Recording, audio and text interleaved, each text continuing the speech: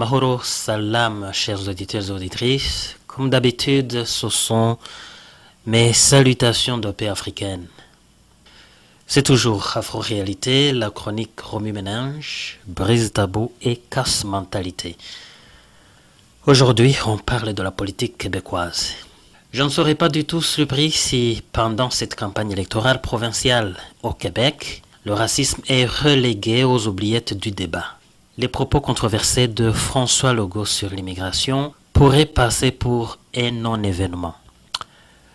Le Premier ministre du Québec n'a pas mâché ses mots en liant l'immigration à la violence et à l'extrémisme. Sur le défi d'intégrer les immigrants au Québec, il affirme, je le cite, « Les Québécois sont pacifiques, ils n'aiment pas la chicane, ils n'aiment pas les extrémistes, ils n'aiment pas la violence, donc il faut s'assurer qu'on garde ça comme cela. » Fin de citation.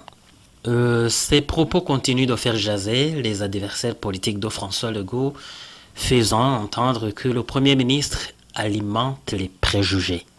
Je n'en reviens pas, a déclaré Dominique Anglade via son compte Twitter. François Legault fait un lien entre l'immigration, la violence et l'extrémisme. Fin de citation. La chef libérale a conclu en disant que ce genre de discours n'a pas sa place au Québec. M. Legault n'a pas tardé de se rendre compte de sa bourde. Il a essayé de la jouer cool avec l'aide de sa horde de journalistes inféodés. On a vu comment les propos de François Legault ont soigneusement été habillés de bienveillance par l'élite journalistique qui va jusqu'à les diluer, sinon les noyer dans un océan de légères excuses et de faux fiants. Mais Dominique Anglade a rejeté les excuses présentées par le Premier ministre, à qui il les reproche d'ailleurs de jouer la carte de la division. François Legault estime que les valeurs des Québécois sont menacées par l'immigration extrémiste et violente. Le Premier ministre s'inquiète de l'éventuelle disparition de la langue française par la louisianisation. Tout ça donc à cause d'une immigration indésirable. La grogne est loin d'être implicite. Plusieurs voix se sont élevées publiquement depuis quelques années, réclamant la fermeture des frontières aux immigrants, spécifiquement les demandeurs d'asile, majoritairement afrodescendants, qui entrent par le chemin Roxham, car les demandeurs d'asile qui viennent de l'Europe, eux, sont traités différemment. Les anti-immigrants attribuent le crime et la violence aux immigrants. Certains ne se cachent même pas pour préciser que ces immigrants indésirables sont des afrodescendants.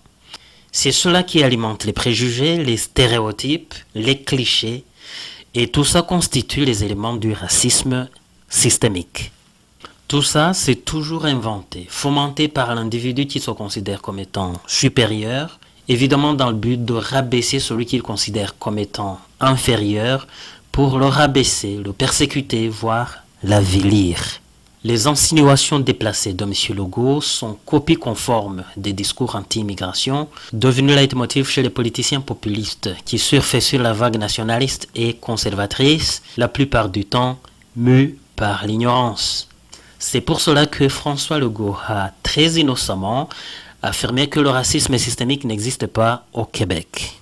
On a malheureusement au Québec des gens qui sont racistes dans toutes les parties de notre société, puis il faut lutter contre le racisme. Mais la grande majorité des Québécois sont pas racistes. C'est dans ce sens-là que je dis, il n'y a pas un système en place qui fait qu'on s'organise pour discriminer. Il n'a jamais pensé à rectifier le tir. Pourquoi? François Legault tient mordicus à sa croyance, non par l'ignorance, mais pour ne pas s'aliéner en électorat nationaliste. Il est très conscient, preuve à l'appui, il y a 1 million de démonstrations, que le racisme, autant individuel que systémique, fait des ravages dans la province. Alors voici comment le racisme systémique prend forme grâce aux propos initialement considérés comme anodins. Première étape, ça commence avec des stéréotypes, des clichés réducteurs. À l'université, j'étais dans la même classe avec une Québécoise qui a refusé de faire équipe avec moi pour les travaux pratiques. Elle disait aux collègues que les Noirs sont nuls. En passant, je lui dis bonjour. Donc, on va dire que les afrodescendants sont paresseux, sales, délinquants et tous les qualificatifs négatifs. L'étape suivante du racisme systémique est jouée par les afrodescendants eux-mêmes. Comment ? C'est l'étape du conditionnement. Les afrodescendants vont intérioriser, voire s'approprier tous les stéréotypes, clichés et préjugés. Voilà par exemple comment la société finit par accepter que c'est normal qu'un afrodescendant soit mendiant ou porte des vêtements sales. C'est normal qu'un afrodescendant fasse des scandales. Un afrodescendant qui monte à bord du bus sans payer, un afrodescendant qui saute des tourniquets dans les stations métro, un afrodescendant qui vole, tout ça. On va voir que ce sont des afrodescendants qui ne se scandalisent pas de ça. La société semble normaliser ça. Il faut regarder dans les films les rôles qui sont attribués aux afrodescendants. Et les afrodescendants qui semblent naturellement créés pour ce genre de rôle réducteur et avilissant. La troisième étape du racisme systémique sera la systémisation inductive. Qu'est-ce que cela veut dire ? Cela veut dire qu'avec les deux premières étapes, on a créé dans l'opinion des monstres, des criminels, des suspects toujours à la défensive pour des délits supposément inhérents. Cette opinion tacite, ce credo va créer à son tour des règles non écrites auxquelles vont se référer les agents de police, les procureurs, les juges, etc., etc. C'est très subtil le racisme systémique et c'est pour cela que la lutte contre le racisme systémique sera un long chemin, un très très long chemin à faire.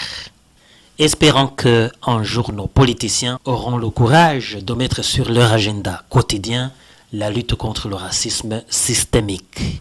Voilà donc Afro-Réalité d'aujourd'hui. À l'animation comme d'habitude, c'était Ismaël Bonigaba.